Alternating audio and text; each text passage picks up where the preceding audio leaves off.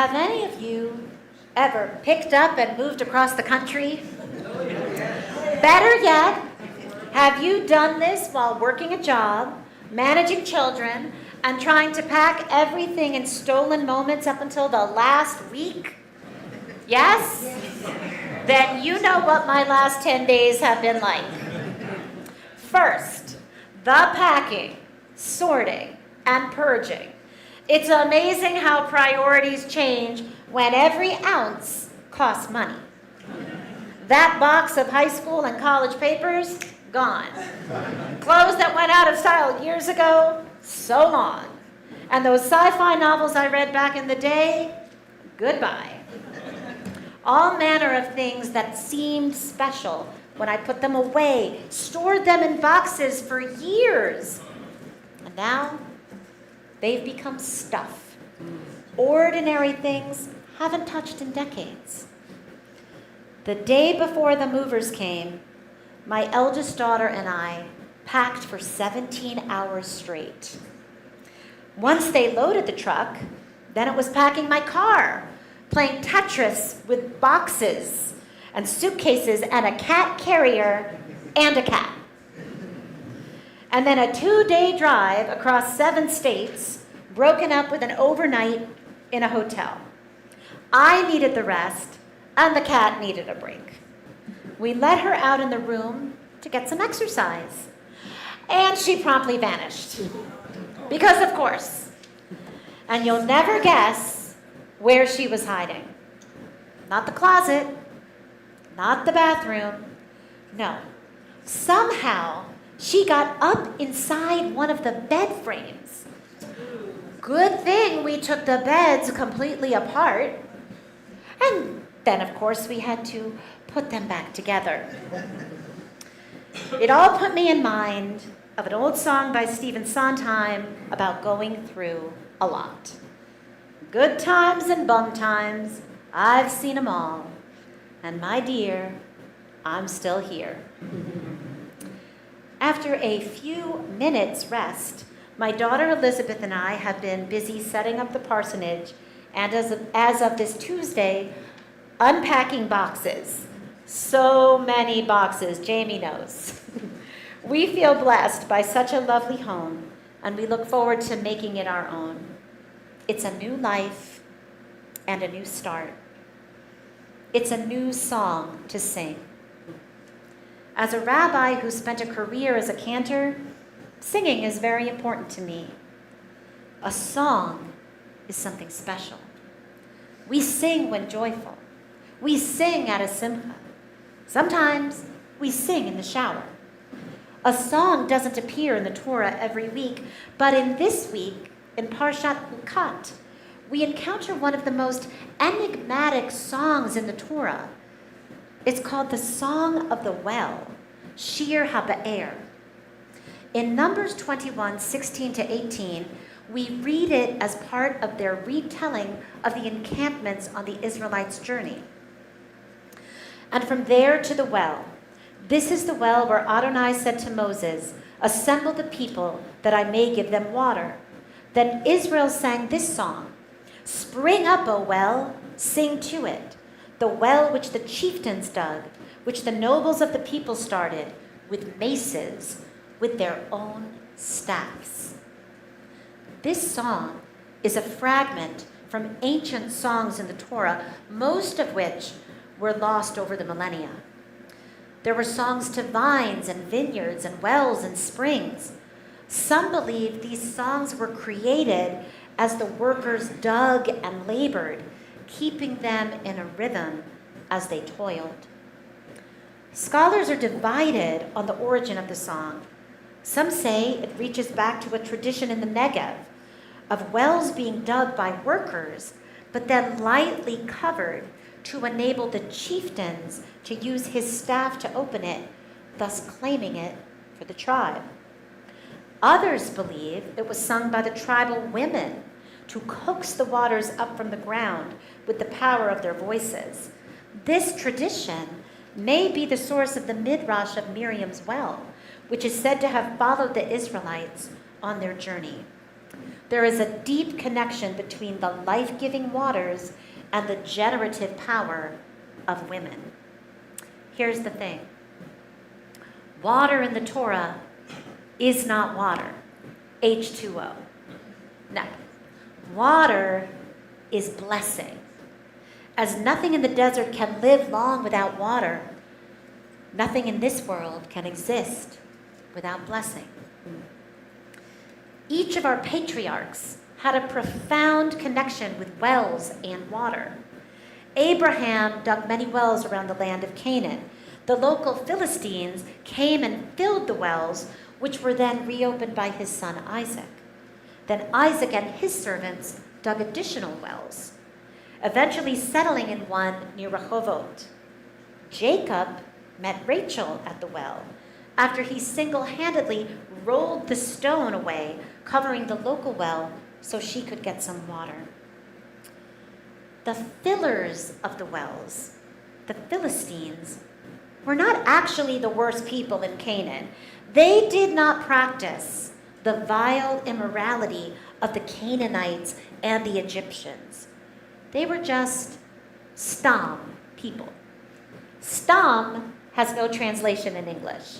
The closest is ordinary, maybe mundane. It's something that just is. Nothing special. It just exists.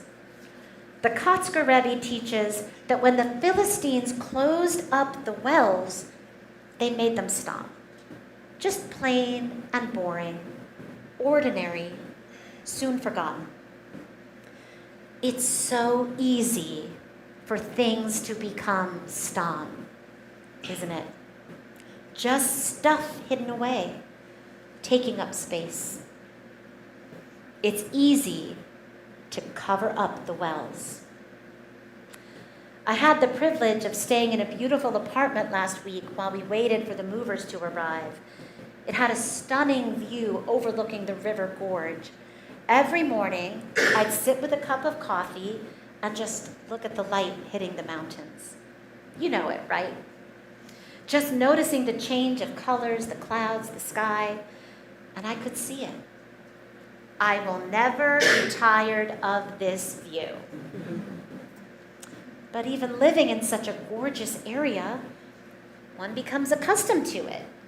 You don't always notice the vistas and the views, and after a while, they're just there. And the Kotel is like that too. The first time you visit Israel, you may experience a powerful feeling as the wall and its plaza come into view. You may feel a welling in your chest. You might even shed tears. But on repeat visits, you may not have that same intense reaction. It's still powerful. It's still beautiful in its way, but it's simply part of the landscape. It has become stam. So what did Isaac do to reopen the well springs of his father Abraham? In Genesis 26:18, we read, "Vayashov Yitzchak vayachpor et be'erot hamayim asher chafru bimei Avraham." Isaac dug anew the wells which had been dug in the days of Abraham, his father. Vayashov Yitzchak. Some translate that as, and Isaac returned. Rabbi Moshe Weinberger brings down a teaching that Vayashov, he returned, becomes linked with the word shuva, answer. He then connects the word shuva to the word she'elah, question. So what did Isaac do? According to our rabbis, he started asking questions. He went to these old wells and he said, "What is this?" He looked around and he said, "Who are these people?" When we stop asking questions, we stop growing, we stop learning, we stop living. The Stam person, the Philistine, doesn't ask questions. They cover things up. The Stam person doesn't ask why. They just accept and exist. But they do not live. The way to fight the Stamness of the world is to ask questions, stay curious, stay energized, Studies show that one way to stay sharp as we age is to learn new skills, take new classes, and try to be an enriching cognitive environment. Do any of you play Wordle? I don't, but you can. Maybe I can't do it. Maybe the spelling bee? Even a crossword? That's something. I've found that it's important to have fresh songs to sing.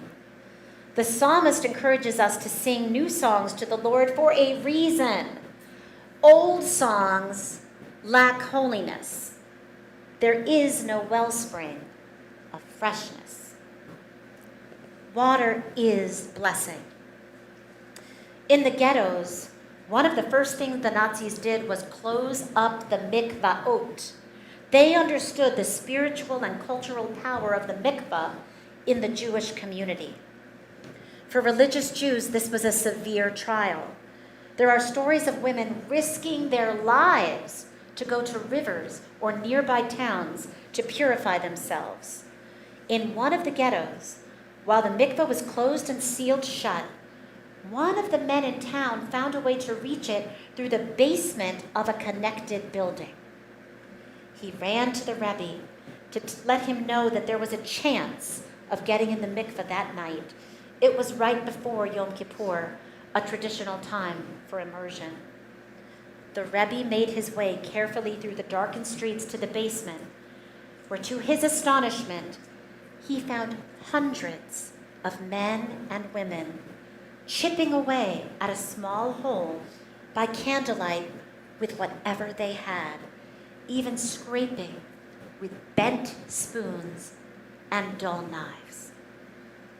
After several hours, they created a hole big enough for just one person to squeeze through. One by one, they went in and out through the night. These people had lost everything, and they were about to lose their lives. And what did they care about? The mikvah. Life is not stam. It can be hard to find meaning these days. We're buried in news cycles and social media, loaded down with stuff when we try to move. But we're still here. We're alive. We're vital. And we can strengthen our Yiddishkeit and our spiritual lives through studying Torah and gimilut chasadim, good deeds. We can choose a way that is better, stronger, and life-giving. Remember the old songs? I got through all of last year and I'm here. Lord knows at least I was there and I'm still here. But remember to learn and sing new songs when you can. The wells are still there. They only appear to be covered by those who would nullify God's sanctity in this world. So let's join together, sing a new song, and go and dig. Shabbat Shalom.